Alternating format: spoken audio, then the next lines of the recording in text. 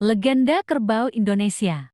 Asal-usul nama Minangkabau. Pada zaman dahulu, di dataran tinggi Sumatera Barat, hidup sebuah masyarakat yang damai dan makmur. Mereka hidup di antara lembah-lembah subur dan pegunungan yang menjulang tinggi. Namun, ketenangan itu tidak berlangsung lama. Suatu hari, datang kabar bahwa sebuah kerajaan besar dari Jawa hendak memperluas wilayah kekuasaannya hingga ke Tanah Minang. Pasukan kerajaan itu terkenal kuat dan tak tertandingi, membuat masyarakat Sumatera Barat resah dan khawatir. Rakyat Sumatera Barat sadar bahwa mereka tidak memiliki pasukan besar untuk melawan kerajaan tersebut dalam perang terbuka. Maka, para pemuka adat dan tetua nagari berkumpul untuk mencari cara bijak mempertahankan tanah leluhur mereka. Dalam musyawarah panjang, muncul sebuah gagasan yang cerdik. Menghindari pertumpahan darah dengan mengusulkan adu kerbau sebagai ganti peperangan antar manusia.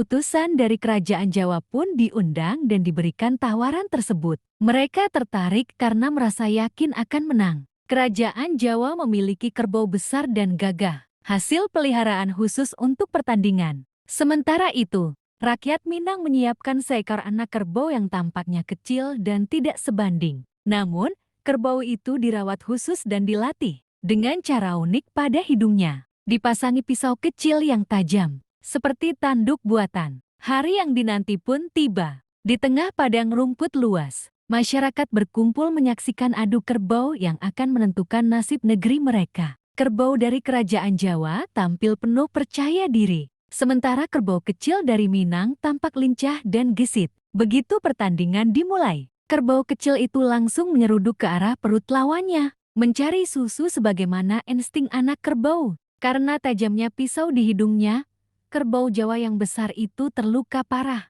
Dalam waktu singkat, kerbau besar itu roboh dan tak mampu bangkit lagi. Kemenangan pun berpihak kepada rakyat Minangkabau. Kerajaan Jawa menerima kekalahan dengan lapang dada dan membatalkan niat untuk menyerang. Tanah Minang pun bebas dari penjajahan dan pertumpahan darah. Semua berkat kecerdikan dan keberanian masyarakatnya. Peristiwa tersebut kemudian dikenang sebagai simbol kejayaan dan kecerdikan masyarakat Sumatera Barat. Dari sinilah muncul nama Minangkabau, yang berasal dari dua kata Minang menang dan Kabau kerbau. Nama itu menggambarkan kemenangan rakyat melalui simbol kerbau, bukan melalui kekuatan senjata, tetapi lewat kecerdasan dan strategi. Kisah ini menjadi bagian penting dalam identitas budaya Minangkabau, tidak hanya sebagai legenda, tetapi juga sebagai pelajaran moral bahwa kecerdasan dapat mengalahkan kekuatan fisik. Simbol kerbau pun tetap dijaga dalam arsitektur rumah gadang, yang atapnya menyerupai tanduk kerbau. Sebagai bentuk penghormatan terhadap sejarah itu, nama Minangkabau pun kini dikenal luas sebagai suku yang kaya akan budaya, adat, dan filosofi kehidupan yang tinggi. Mereka terkenal sebagai masyarakat yang menjunjung tinggi musyawarah, pendidikan, dan merantau demi ilmu dan pengalaman. Semua nilai itu berakar dari sejarah panjang perjuangan nenek moyang mereka. Dengan demikian, sejarah nama Minangkabau bukan sekadar legenda, melainkan lambang kemenangan atas penjajahan, simbol kejayaan kecerdikan lokal, dan kebanggaan atas warisan budaya yang terus hidup hingga hari ini. Mitologi kerbau dalam budaya Toraja. Di tanah tinggi Toraja, Sulawesi Selatan, masyarakatnya hidup berdampingan erat dengan alam dan leluhur. Dalam budaya ini, kerbau tidak hanya menjadi hewan ternak biasa, tetapi simbol sakral yang syarat makna spiritual. Kerbau, terutama kerbau albino atau tedong bonga, dianggap sebagai hewan agung yang menjadi penghubung antara dunia, manusia, dan arwah leluhur. Masyarakat Toraja percaya bahwa kehidupan tidak berakhir ketika seseorang meninggal, tetapi terus berlanjut ke alam roh, atau yang mereka sebut puya.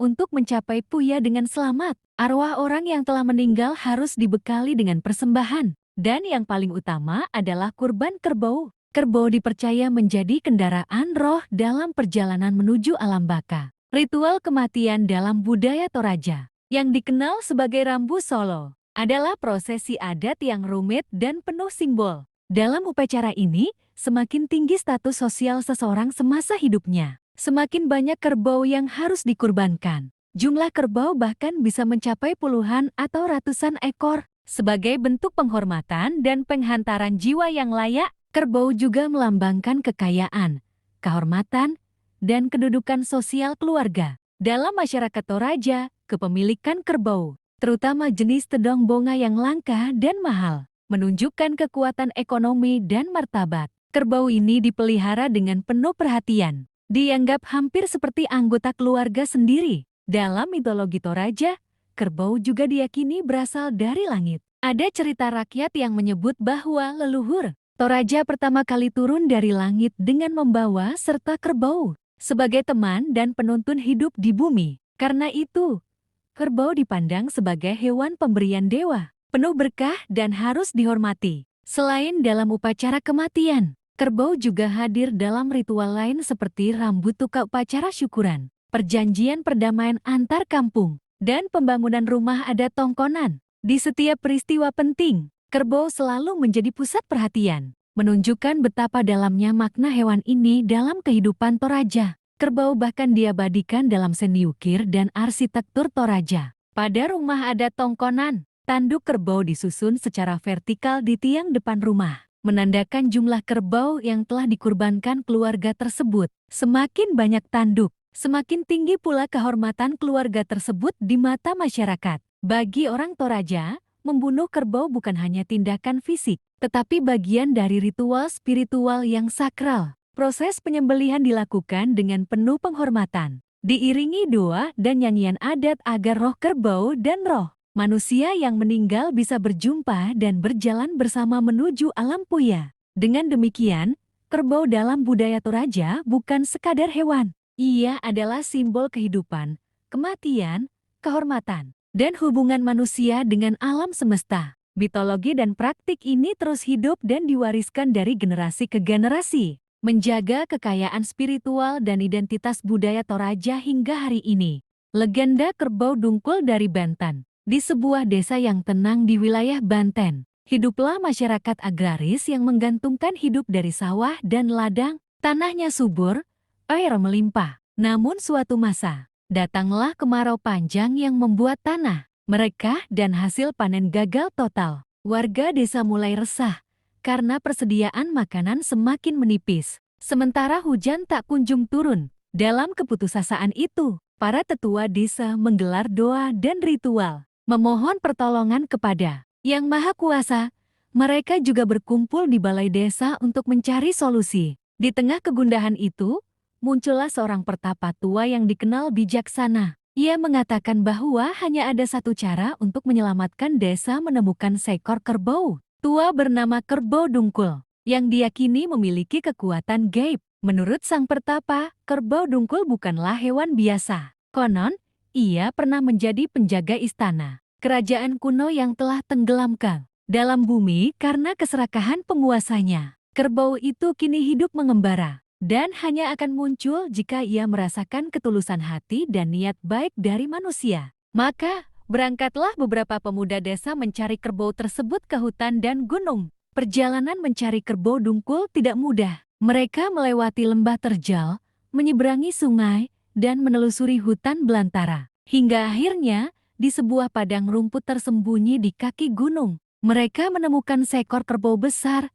tua, dan berwarna kelabu. Kerbau itu memiliki tatapan mata yang dalam dan tenang. Tanpa banyak bicara, kerbau itu mengikuti mereka kembali ke desa, seolah tahu bahwa dirinya telah ditunggu. Sesampainya di desa, masyarakat menyambutnya dengan penuh rasa hormat. Kerbau Dungkul kemudian dibawa ke sawah yang paling kering dan retak. Ajaibnya, saat kaki kerbau itu menginjak tanah, air mulai keluar dari celah-celah bumi. Dalam waktu singkat, tanah yang tandus berubah menjadi lembab dan subur kembali. Air mengalir ke seluruh penjuru desa, dan kehidupan pun kembali. Kerbau Dungkul tidak meminta imbalan. Setelah menyelesaikan tugasnya, ia kembali berjalan pelan menuju arah matahari terbenam. Warga desa hanya bisa menatap punggungnya yang menjauh, hingga akhirnya ia lenyap di balik bukit. Namun sejak hari itu, desa tersebut tak pernah lagi mengalami kemarau panjang seperti sebelumnya. Mata air yang muncul berkat Kerbau Dungkul tetap mengalir hingga kini, sebagai bentuk penghormatan warga desa membangun sebuah tugu batu berbentuk kerbau di tengah sawah. Mereka juga mengadakan ritual tahunan bernama Serentahun sebagai ungkapan syukur atas kesuburan tanah dan keberkahan panen.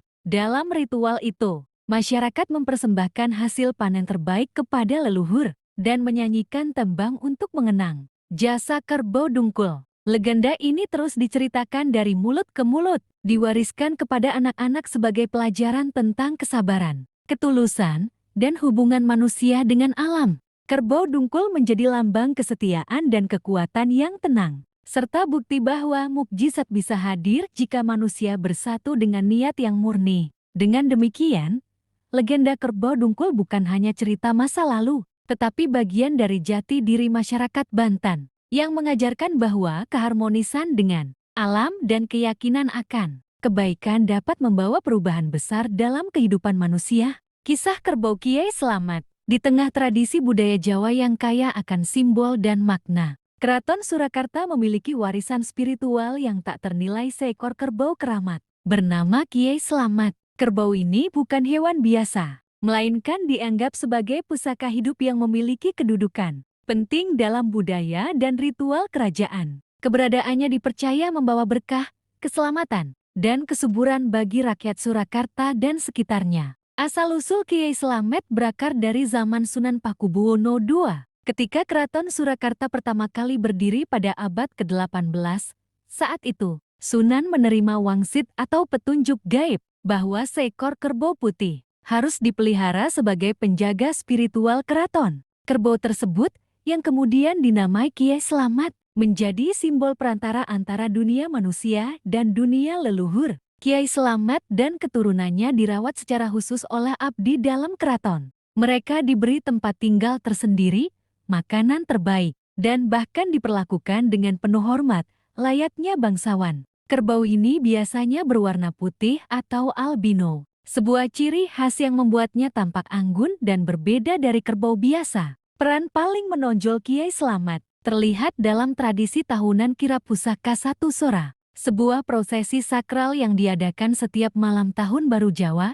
Dalam kirap ini, Kiai Slamet dan rombongannya berjalan mengelilingi Keraton Surakarta hingga ke daerah Gledak, diiringi ribuan orang yang percaya bahwa mengikuti jejak langkah kerbau ini akan mendatangkan keberkahan dan keselamatan sepanjang tahun. Masyarakat percaya bahwa air liur atau tanah yang diinjak oleh Kiai Slamet memiliki unsur mistik yang dapat digunakan untuk pengobatan atau perlindungan dari bala. Bahkan, banyak warga yang berebut tanah bekas pijakan sang kerbau atau berusaha menyentuh tubuhnya dengan harapan mendapatkan tuah atau rezeki. Menariknya, Kiai Slamet tidak hanya dianggap sebagai simbol spiritual, tetapi juga sebagai pertanda alam. Masyarakat mempercayai bahwa perilaku Kiai Slamet bisa menjadi isyarat datangnya musibah atau kejadian besar. Jika Kiai Slamet tiba-tiba sakit atau menunjukkan gelagat aneh, para spiritualis dan abdi dalam akan menafsirkan hal itu sebagai peringatan dari alam gaib. Meski begitu, hingga kini tradisi ini tetap hidup dan dijaga dengan ketat. Para keturunan Kiai Slamet terus dipelihara dengan penuh perhatian oleh Keraton Surakarta. Setiap anak kerbau yang lahir dari garis Kiai Slamet akan mendapat nama khusus dan menjadi bagian dari garis keturunan keramat tersebut. Tradisi ini bukan hanya bagian dari spiritualitas, tapi juga cermin kearifan lokal dan sistem kepercayaan masyarakat Jawa terhadap harmoni antara manusia, alam, dan kekuatan gaib. Kiai Slamet menjadi bukti bahwa dalam kebudayaan Jawa, makhluk hidup pun bisa menjadi penjaga nilai-nilai luhur dan penghubung antara yang kasat mata dan yang gaib. Dengan demikian, kisah kerbau Kiai Slamet bukan sekadar legenda atau mitos, tetapi bagian hidup dari budaya Surakarta. Ia adalah lambang kesetiaan, perlindungan, serta saksi bisu perjalanan sejarah panjang kerajaan yang masih terus berdetak hingga hari ini.